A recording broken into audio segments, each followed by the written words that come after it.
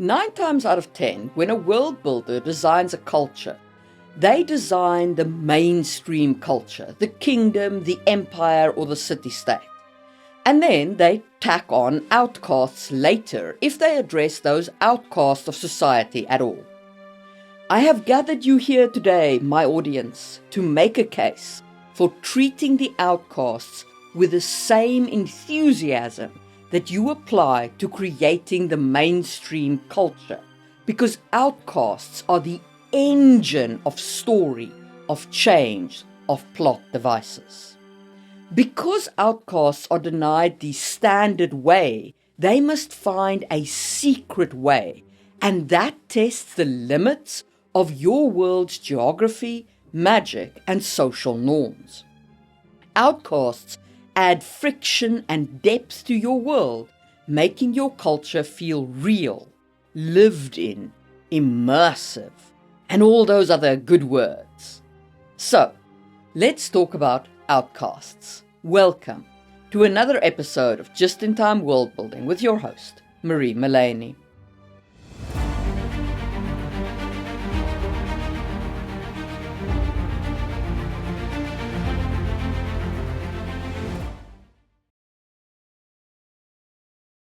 The first thing to understand about outcast groups is how they form. Now, we're going to talk about 3 different types of outcast groups in this video, but all of them essentially have the same origin story, and that lies in some kind of trauma, either collectively suffered or individually suffered, but similar to the trauma experienced by the rest of the outcast group. First, let's talk about collective trauma. This term refers to the psychological reactions to a traumatic event that affect a group of people. This is not just the historical facts of some traumatic event happening, it is also the collective memory of the group about these events. And like all forms of memory, it is not a reproduction of the events, it is an ongoing reconstruction of the trauma in an attempt to make sense of why it happened and what happened. So that is a big mouthful of a definition, so let's use a few examples to explain. You know how people say the Western Roman Empire fell? Well, it didn't just tumble gracefully. It was stomped into a mud puddle by the Germanic and Hun invaders. And when those guys started to kick the teeth of northern Italy in, it set off a wave of, can you guess it? I'll put a quiz here so you can pick the answer. Have you picked? Okay. The answer is, the invasion set off a wave of refugees. The ever-present horror of war represented by displaced people. Those refugees fled into a malaria-ridden marsh and built a fortress where Venice stands now. They were outcasts whose mainstream had been destroyed by their trauma. And this is one of the examples that we'll focus on in more detail when we talk about useless geography and outcasts. But military trauma is not the only trauma that can cause an outcast group. Another example is the Maroon communities, who were the enslaved Africans in the Americas who escaped and fled into the deep jungles and mountains. Their trauma was slavery and all of the ills associated with it. They ended up blending different West African cultures, indigenous people knowledge, and even European military tactics to create a new identity, essentially reconstructing their trauma into a militant sovereignty.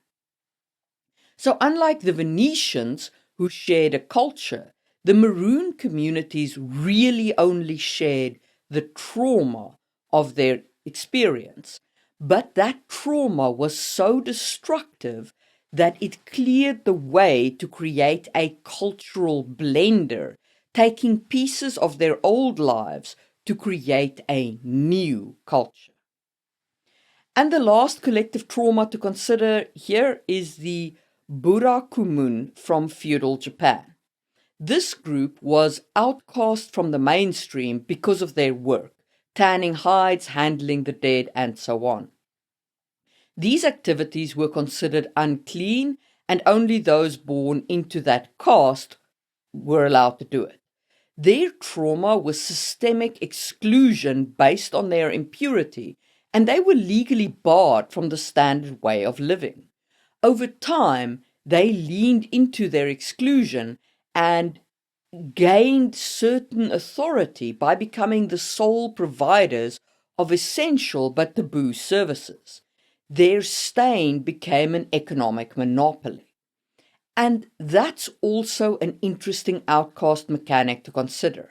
If your outcasts are excluded for what they do or are, they often become the only ones who can do that dirty work that your mainstream society relies on, and that can become a form of leverage. Okay, so that's collective trauma that creates an outcast group. But two of the examples we'll be discussing is not collective trauma in the sense that it happened to the same group of people, but instead it is the same type of trauma that creates a sort of trauma-based kinship and allows people to be accepted into outcast societies. For the first example, consider circus people or freak show people. These people are traumatized by society's reaction to them. They are traumatized by what Sartre would call the look of society that objectifies them. It is the traumatic realization that the mainstream sees you as a thing, a curiosity, rather than a person. This is a trauma of identity. It's the moment you realize that your presence in polite society causes a scene, a gasp, a sneer. You are an outcast because your very existence is treated as a public event or a private shame. And for some people, this kind of trauma led to a desire to flaunt their strangeness, their talents, their unique abilities, and to make money off of that very strangeness. And so one of the outcast types we'll be discussing is exactly that. The other outcast type that is formed through this aggregated trauma are people who can't bear to be in the light. Think of the PTSD sufferer or the person who has been broken by the pace of the mainstream world. The trauma is the world being too much, too loud, too expensive, too judgmental, too bright. These people will often retreat to the same geographical space as the mainstream, but hidden away in tunnels beneath the city or shanty towns at the edges of economic centers. Okay, so that's how outcast groups are formed, either through collective trauma or aggregated individual trauma, though of course it can always be a little bit of both. Now, let's get into how outcasts react to that kind of trauma in creating their outcasts' cultures.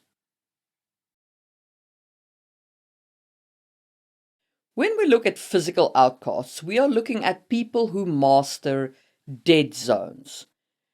These groups survive by choosing a home so hostile, so wretched, or so useless that the mainstream society decides it's not even worth the effort to go in and tax them. So let's go back to those Italian refugees fleeing the Huns and the Longobards. They didn't have a glorious plan to build a city of marble and gondolas with a history of glass making and spies. Not even close. They were terrified, displaced people fleeing into the Venetian lagoon, which at the time was a mosquito-infested salt marsh. In world-building terms, the Venetian lagoon was useless geography. To the invading Germanic tribes, the lagoon was a nightmare of sinking mud and malaria. So when the outcasts fled into it, the Germanic tribes ignored them.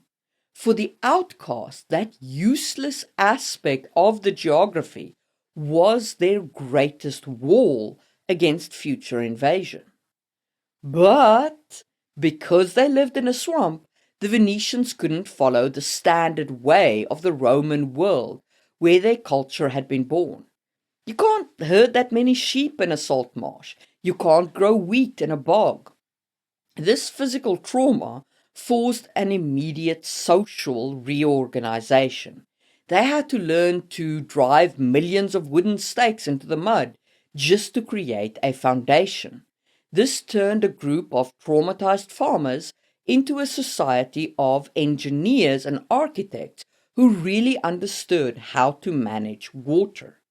Secondly, since the land gave them nothing, they turned to the water, and in time they built one of the greatest maritime navies to sail their seas, in part because they were the only people who truly understood the shifting tides and hidden deep water channels of their lagoon. Centuries later, even when Venice became wealthy, they kept this outcast logic. They realized that their safety depended on their environment remaining hostile to everyone but them, and they banned the deepening of certain channels in order to keep the lagoon entry points difficult, and they kept maps of their lagoon secret, preserving their hidden geography. We see this kind of outcast in fantasy quite frequently as the backstory of certain kinds of cultures. Think of the Aiel from Wheel of Time by Robert Jordan. They were originally a pacifist wandering people, the Daishin Aiel. After the breaking of the world, they were displaced, attacked, and rejected by everyone, and they fled into the Aiel Waste, a desert so brutal and waterless that the wetlanders, the mainstream, considered it to be a death sentence. The trauma of the Aiel displacement and the harshness of the waste forged them into some of the most lethal warriors in the world, and they developed the Jihito, a complex system of honor and obligation that governed their survival when there were no other laws to protect them. They turned their wasteland into a fortress and their people into a battle-hardened weapon. This kind of outcast group, a group that has suffered collective trauma, is a really great background for a group that lives in a truly inhospitable spot.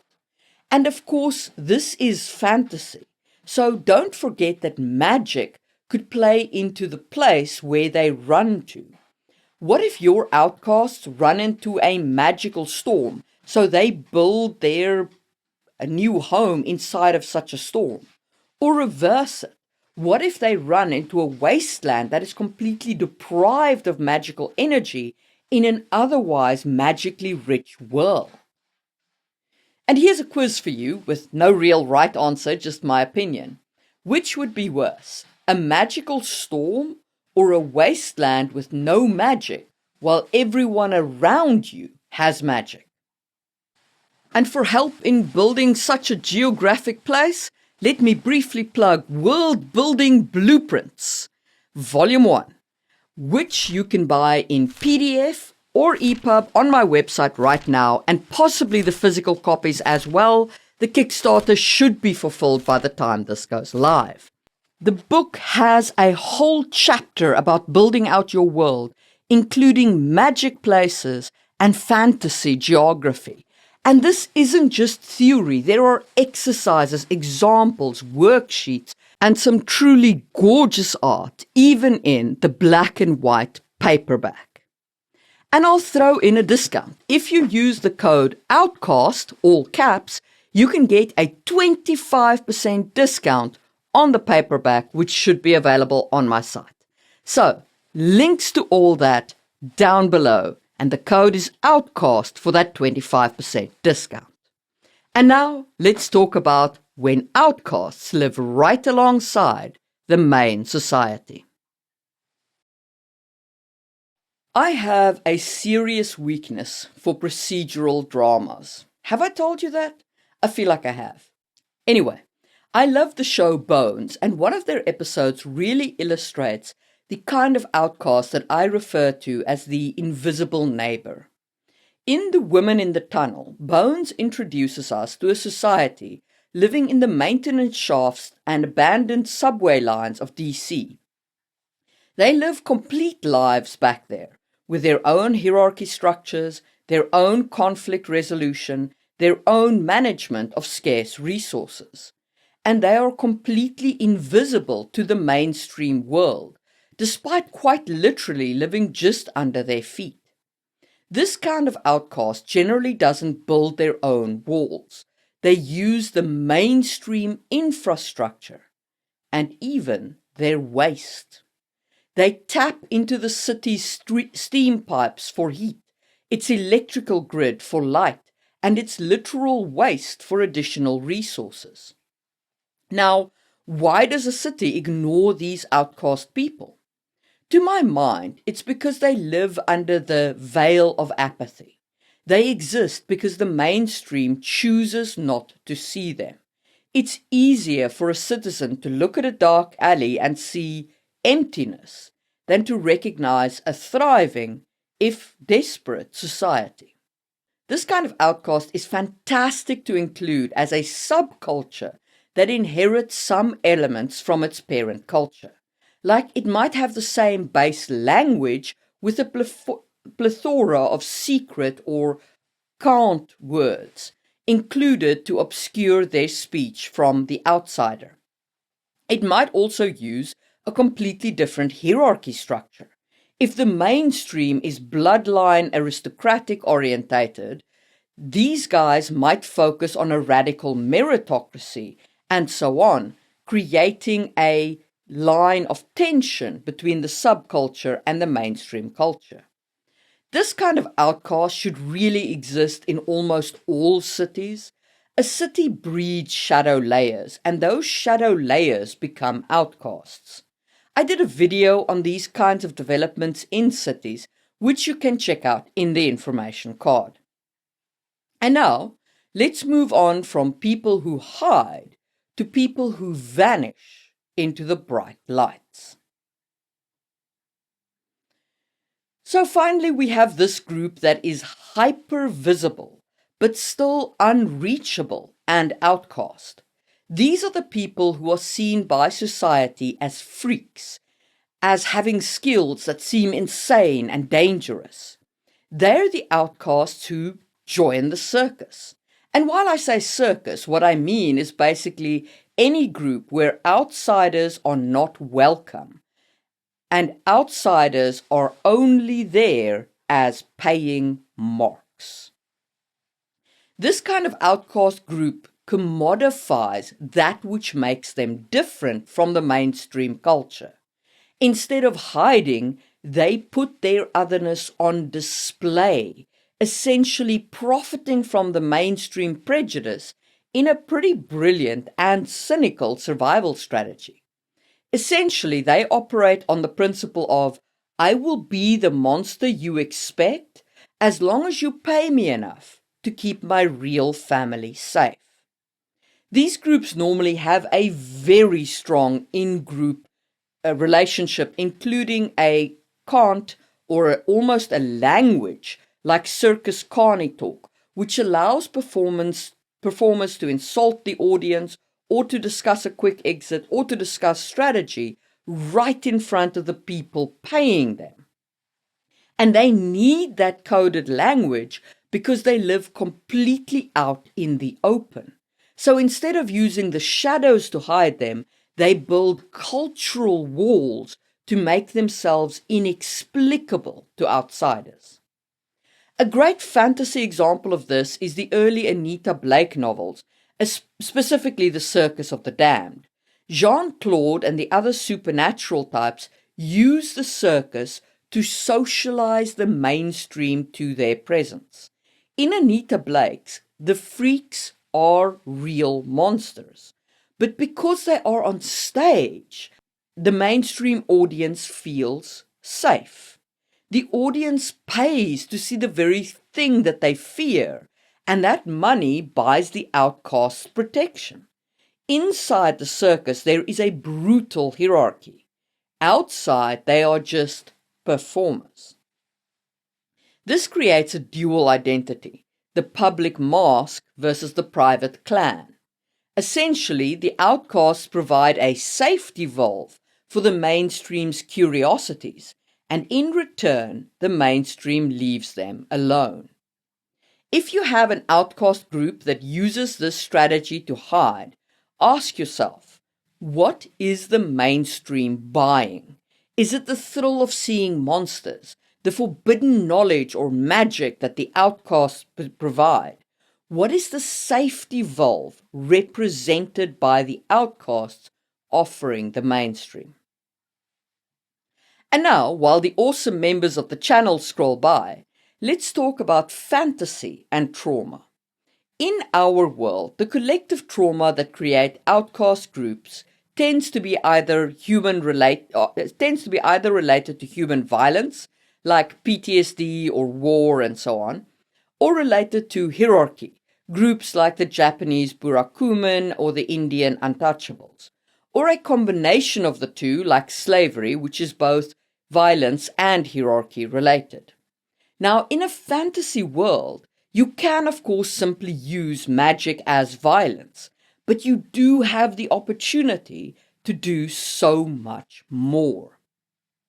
The trauma that forges the outcasts can be related to gaining or losing magic. It can involve other fantasy species. The reaction to trauma can be an aggressive adoption of magic or an aggressive backlash against magic. Heck, the reaction of the outcasts against magic can be so great that they become the mainstream, and the magic users are forced into becoming outcasts, as we see, for example, with N.K. Jemison's The Fifth Season. And then your whole outcast society becomes a metaphor for the cycle of violence. It's also worth considering who is mainstream and who is outcast. Think of the world of the movie of Elysium. You could say that the people of Earth are outcast from the world of Elysium, but in fact, the people of Earth are the majority. So in a way, the rich of Elysium have created a mainstream of the minority that also suppresses the majority by making them outcast in such numbers that the outcasts don't band together because they are so many and so different. And that is hella interesting. These people suffer trauma daily, but it is so widespread that they just never band together. And that is something worth thinking about. And those are my thoughts on outcasts and their use in fantasy. If you enjoyed this deep dive into this odd topic, hit all the good buttons, subscribe and hype and thumbs up and so on. If you made it all the way here, leave me a vote in the comments. And if you want more content from me, check out my video on creating cultural norms. And I will see you soon for another one.